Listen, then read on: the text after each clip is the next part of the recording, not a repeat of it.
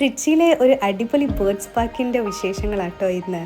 ഈ ഒരു birds park ഏകദേശം 18 crores ഒക്കെ ഇൻവെസ്റ്റ് ചെയ്തിട്ട് അവിടുത്തെ ഗവൺമെൻറ് ഉണ്ടാക്കിയതാണ്. ഇപ്പോൾ ഇവർ തരുന്ന ഈ ഒരു ഇലകൾ എന്തിനാണെന്നറിയോ? അവിടെ ഓസ്ട്രിച്ചിനെ ഫീഡ് ചെയ്യാനാണ് കേട്ടോ. സോ നമ്മൾ ഇതുവരേക്കും കേരളത്തിലൊക്കെ പല സ്ഥലത്തും ബേർഡ്സ് പാർക്ക് ഉണ്ടെങ്കിലും അധിക സ്ഥലത്തും പോയിട്ടില്ലേ. സോ ഇതൊരു ഫസ്റ്റ് എക്സ്പീരിയൻസ് ആയിരുന്നു ഇങ്ങനെ ബേർഡ്സിനെ ഫീഡ് ചെയ്യാനൊക്കെ പറയുന്നത്. അവരിങ്ങനെ ഫോട്ടോ എടുക്കാൻ വേണ്ടിയിട്ടൊക്കെ കുറേ സ്ഥലങ്ങളൊക്കെ അറേഞ്ച് ചെയ്തത് കാണാനും നല്ല രസമുണ്ടായിരുന്നു. പല നാട്ടിലുള്ള അവരുടെ ഓതൻറ്റിക് ആയിട്ടുള്ള ബേർഡ്സൊക്കെ ഇവിടെ ഉണ്ടായിരുന്നു കേട്ടോ. അപ്പോൾ കാണാൻ തന്നെ കുറേ എന്ന് പറഞ്ഞാൽ കുറേ വെറൈറ്റീസ് ഓഫ് ബേർഡ്സ് ഉണ്ടായിരുന്നു. എല്ലാത്തിൻ്റെയും വീഡിയോ ഒന്നും എടുത്തിട്ടില്ല.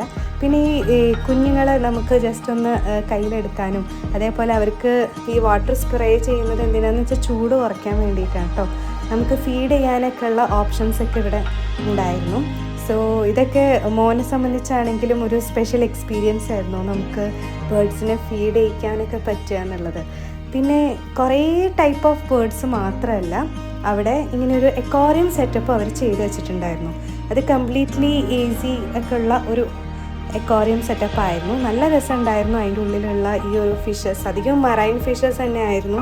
ആ മറൈൻ ഓർണമെൻ്റൽ ഫിഷസ് മെയിൻലി നമുക്ക് കാണാൻ പറ്റും. പിന്നെ കുട്ടികൾക്ക് മാത്രമായിട്ടുള്ള ഈ ഒരു സെറ്റപ്പ്, അതായത് നമുക്ക് പെറ്റിനെ ഫീഡ് ചെയ്യാൻ വേണ്ടിയിട്ടുള്ളത്, ഇപ്പോൾ റാബിറ്റ്സ്, ഹാംസ്റ്റേഴ്സ് ഇതിനെയൊക്കെ ഫീഡ് ചെയ്യാനുള്ള ഒരു ഓപ്ഷനായിരുന്നു ഇവിടെ കൊടുത്തിരുന്നത്. പിന്നെ നമുക്കിങ്ങനെ ഫിഷിനെ ഫീഡ് ചെയ്യാനുള്ള ഒരു സെറ്റപ്പ് ഇവിടെ ഉണ്ടായിരുന്നു. അപ്പോഴാണ് ഇങ്ങനെ ഒരു കാഴ്ച കാണേണ്ടി വന്നത്. അതായത് നമ്മൾ പാമ്പ് ഇര വിഴങ്ങ ചെവിടുന്നാന്ന് കേട്ടിട്ടുള്ളെങ്കിലും ആദ്യമായിട്ടായിരുന്നു കണ്ടത്. എന്തായാലും കുറച്ച് നേരമേ കണ്ടിട്ടുള്ളൂ. പിന്നെ പേടിയായതുകൊണ്ട് അവിടുന്ന് പോയി.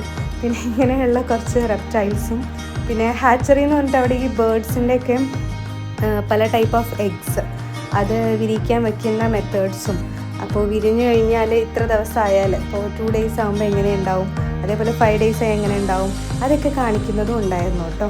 പിന്നെ ഇവിടെ ഏറ്റവും നല്ല അട്രാക്ഷൻ എന്ന് പറയുന്നത് ഈ ഒരു വലിയ ഏരിയ ആണ്. ഇത് കംപ്ലീറ്റ്ലി ബേർഡ്സിനാണ്. നമ്മൾ കാലൊക്കെ കഴുകിയിട്ടാണ് അതിൻ്റെ ഉള്ളിലേക്ക് കയറുക. അപ്പോൾ നമുക്ക് ഈ ബേർഡ്സിനെ ഫീഡ് ചെയ്യാനും നമ്മുടെ കയ്യിലും മേലൊക്കെ വന്നിട്ട് ഇതിരിക്കും. ഇതിൻ്റെ കുറച്ച് കൂടുതൽ വിശേഷങ്ങളൊക്കെ വേറൊരു വീഡിയോയിൽ പറയാം കേട്ടോ. Thank you.